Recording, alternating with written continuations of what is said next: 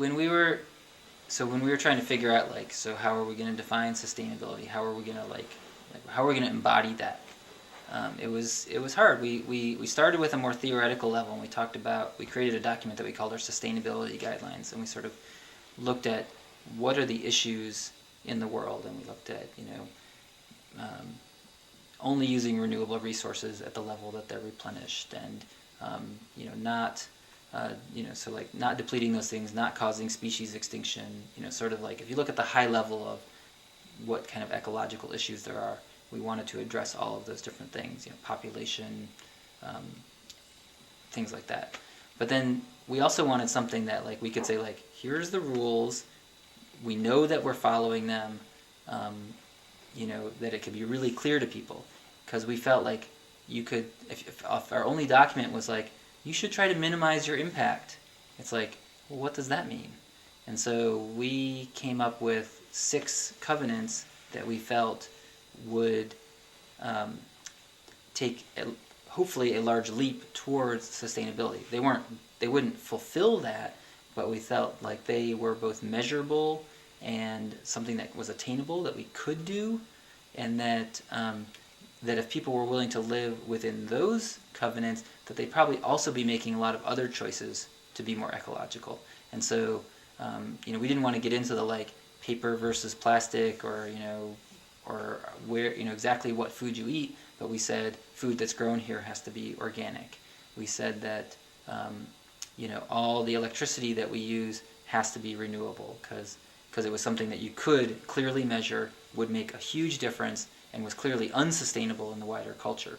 And heating, basically avoiding those non-renewable resources. I mean, avoiding petroleum use. We haven't achieved it yet, but our goal is to not use petroleum products for powering our vehicles, for heating our homes, for heating hot water, for cooking.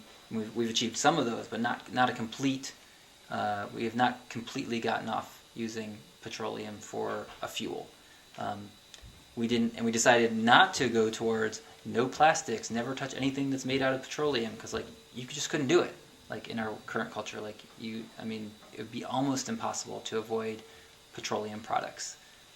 But we felt like we could avoid petroleum. We could avoid burning petroleum directly. We decided to go with, we wanted to address how buildings were made, and using renewable resources, but using them inappropriately was a big factor. So we made a rule about wood use. And so all of the wood that we use in construction has to be either locally harvested or reclaimed lumber.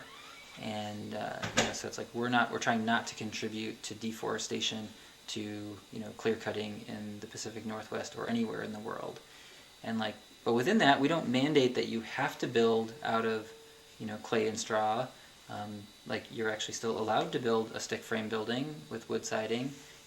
We didn't get into, you can still use concrete, though we have a strong ethos here of trying to experiment with ways to use less of it, that people embody differently depending on the different project.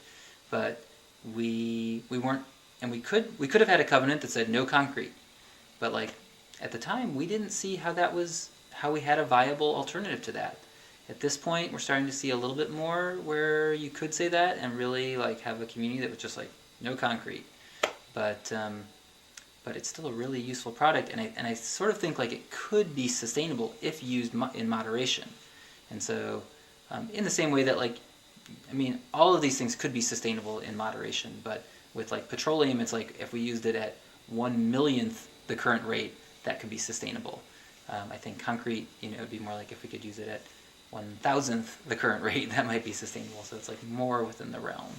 And it's one of those things where if you can use the concrete to create a structure that then needs less energy on a day-to-day basis by being good thermal mass and part of the design, or earth bermed, those kinds of things, again you're spending embodied energy and resources on the creation of the building and using less throughout its life cycle. And so that's always been something we've wanted to value, is making sort of rational decisions about ecological issues, while also I mean, it's interesting because it's also important for us, and it sounds weird, but it's important how some of our choices, how they work in terms of outreach.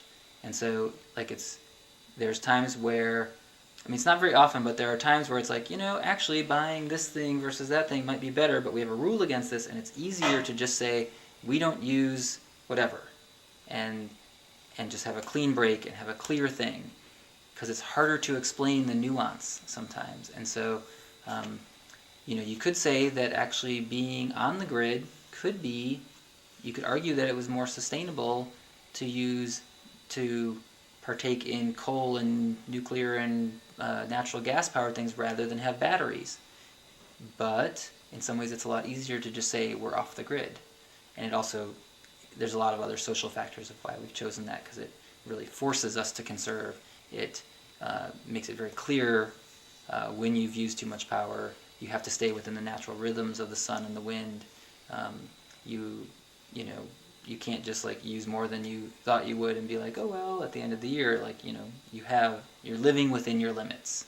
And but that said, we don't have any rule that says you can't put up a 10 kilowatt array because you want to run your plasma TV and your blow dryer, but people just don't do it, and so we're sort of counting on that those underlying covenants that we've created are going to select for people who have a general interest in simplifying and making their life sustainable, that we don't have to then dictate the little decisions. They already want to go that direction. And as a community, we have a lot of positive peer pressure, social support for being more sustainable.